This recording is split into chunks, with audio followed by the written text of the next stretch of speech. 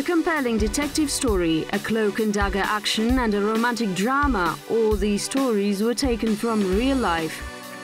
The history of Kazakhstan is inseparable from the world history. Reflections on history, our version. The history of one theatre.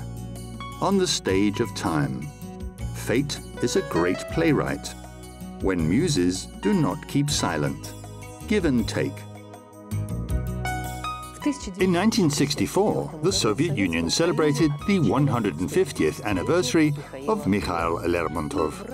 And with the framework of events, the Russian drama theatre was named after the great poet.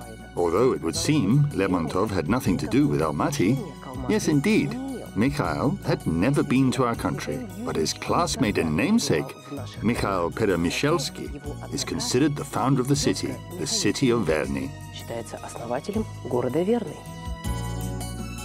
They say that as students of the Moscow University, both Peremyshelsky and Lermontov never missed a theatre premiere, and even were in love with the same actress. Such are theatrical tales. They have always been and always will be so. But the artists go on stage, and all else is left behind the scenes. The art of staying for eternity. Give your gift and exchange it for something bigger.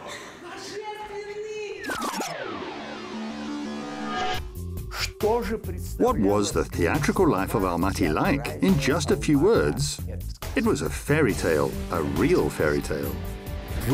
In those difficult years, the theatre was like a breath of fresh air.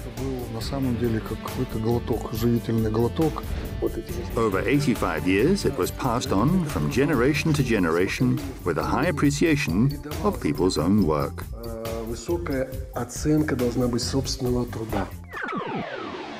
Chapter 1. On the Stage of Time.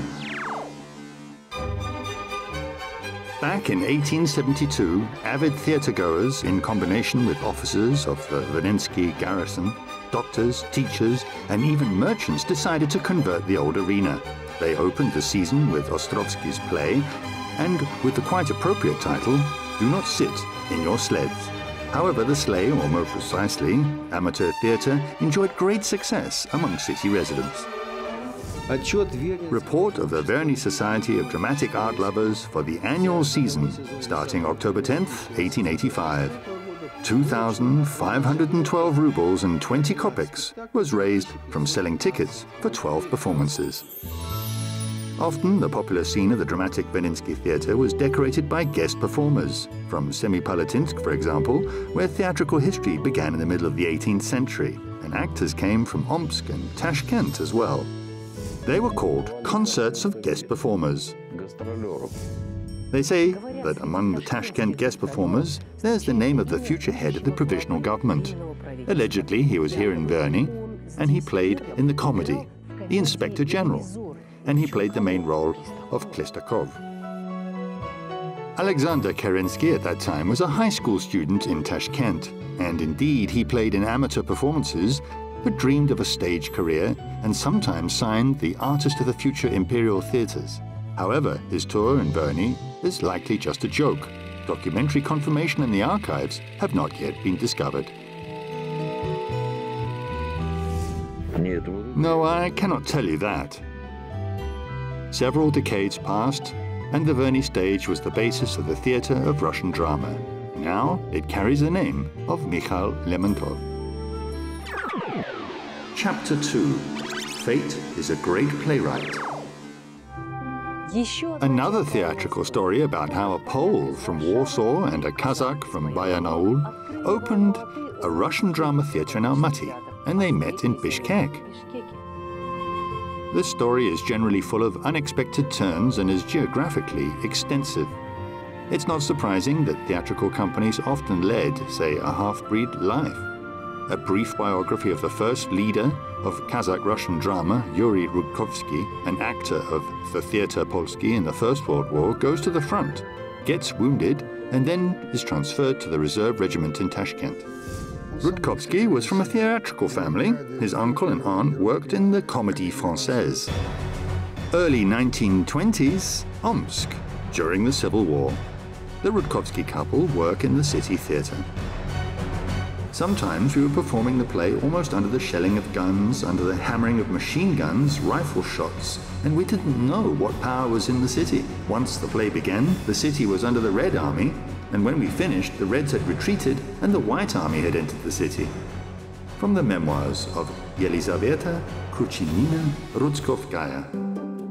However, the director and playwright Zhumat Shanin lived in Omsk for a while and attended this theatre. Maybe that's where they first met, and met again later in Bishkek. Zhumat Shanin, at that time, worked in the Kyrgyz drama theatre for one season. But on behalf of our government, he was looking closely at the Russian collectives, the Russian troupe.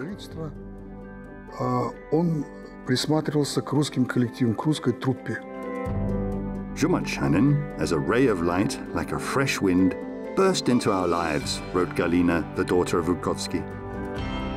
In the spring of 1933, the door of our small house was flung open, and into it a short man rushed in, black hair, a Chaplin-style moustache, with huge but kind eyes. "Good morning!"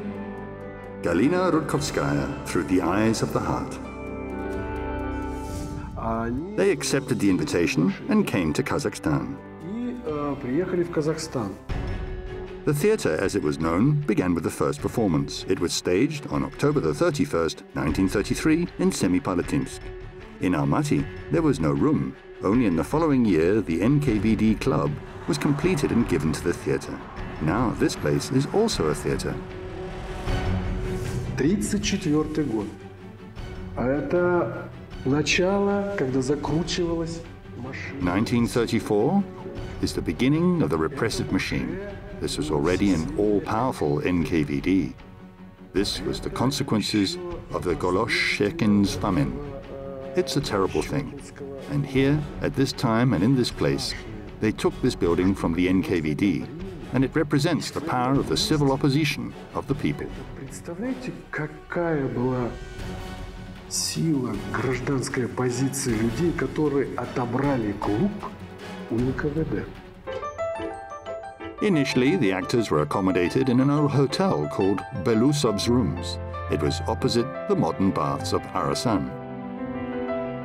In the morning of the rehearsal and in the evening, they came back home by bus. The inspector of the troupe commanded the sending of people here and there. He, as the herald, announced in a loud voice, "Savoy on the way out." This is for those who lived in the central building. For those who lived in the yard, the password was "Kolkhoz" on the way out. Galina Rudkovskaya, through the eyes of the heart.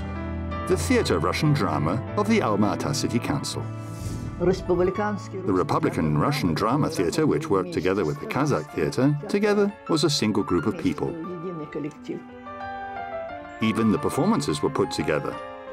Mukhtar Awezov's play, Tugan Sarin, under the sensitive guidance of the author in 1935, was staged in Kazakh, a year later in Russian. The director of production was Joly Rudkovsky. Chapter 3. When the Muses Do Not Keep Silent. Yes, how could he escape immediately after the performance still in costume?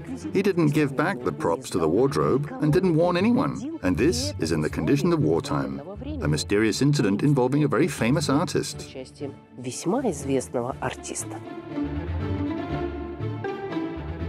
An explanatory note about this incident is kept in the State Archives of Almaty. However, everything is still in order. In 1942, only recently, the film The Farmer's Daughter and the Shepherd was released in the theatres. The role of the noble shepherd Musaiba glorified Vladimir Zheldin. The film was completed already during the evacuation in Almaty. Later, I entered a Russian drama theatre. The incident happened during the tour. There were so many rumors about the incident, it was a misfortune. He started drinking, or just lost his head from the love of a local girl.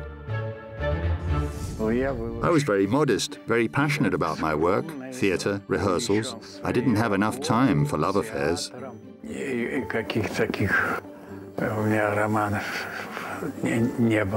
Here's what happened. A first-hand story. He didn't run away from the play, but he didn't even get there. I had a big problem. The stove was heated with firewood, and I, as a fool, forgot to open the dumper for the night.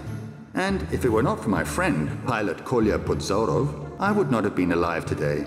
He found me unconscious and somehow brought me back to life. I didn't even think about the play. But they did not believe me. They decided that I just got drunk and had a hangover. Vladimir Zeldin. My profession is Don Quixote. The leading actor of the theatre, and he doesn't want to go to the minors. The working class is waiting for him, and he, well, in general, they brought me to court, Zeldin recalled. But the eminent actor was saved by the same pilot, Kolya. He testified at the trial that Vladimir was telling the truth, and Zeldin repeatedly shone on the stage of the Russian Drama Theatre. It had a very interesting repertoire. There were modern plays and military themes, themes of war, a dog in a manger, treachery and love, and so on. Although the Almaty residents had to squeeze a bit and part of the troupe was transferred to Shymkent to host the Mossad Theatre.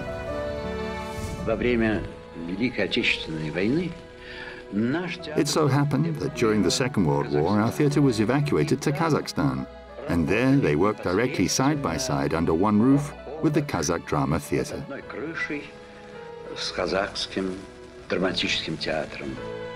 Faina Ranevskaya, Vera Maretskaya, Nikolai Modvinov, they were on stage. Among the audience were also celebrities: Eisenstein, Cherkasov, Ulanova, Paustovsky, and Zoshchenko. It was a time when actors mutually enriched each other. The actors communicated well with Kazakh group, as well as the Kazakh people, who are by nature very theatrical.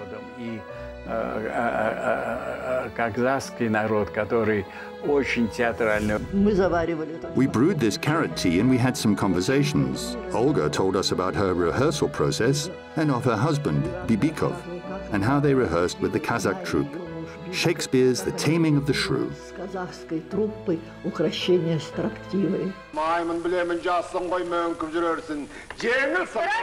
One of the most famous performances staged by the Moscow students of Stanislavsky Boris Bibikov and Olga Pizhova, was staged as a play in the Kazakh language.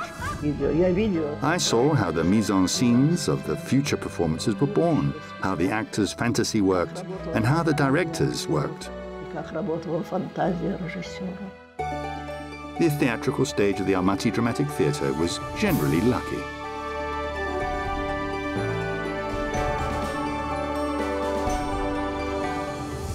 Khalarmova was a star, and her daughter was the eldest in the group, in a drama club with Leva Temkin. Alexander Filipenko learned the basics of acting skills too behind the scenes of the Lermontov Theatre back in the drama club.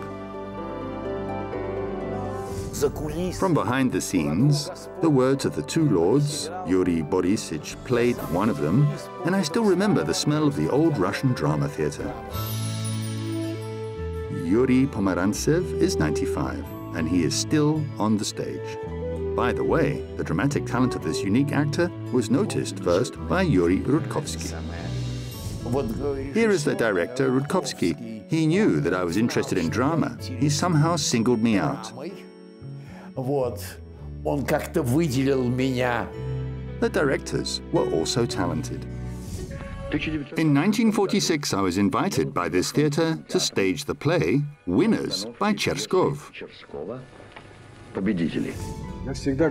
I always say to St. Petersburg residents, you know, I say it's not yet known what would have been the fate of the Bolshoi Drama Theatre if Tovstonovkov had not been refused an apartment here in Almaty. Backstage, tales and real life, the preservation of traditions and continuity of the generations, and most importantly, respect for the viewer. Perhaps this is a real theatre. Epilogue. Give and take. She's familiar with everything here since her childhood. Anastasia Temkina rehearses before going on stage. I was brought here when I was still a newborn baby. My beloved father worked as an actor in this theatre his whole life. My mother was the head of the literature department. We had no time to talk. The third bell. It's time, and it's only just the beginning.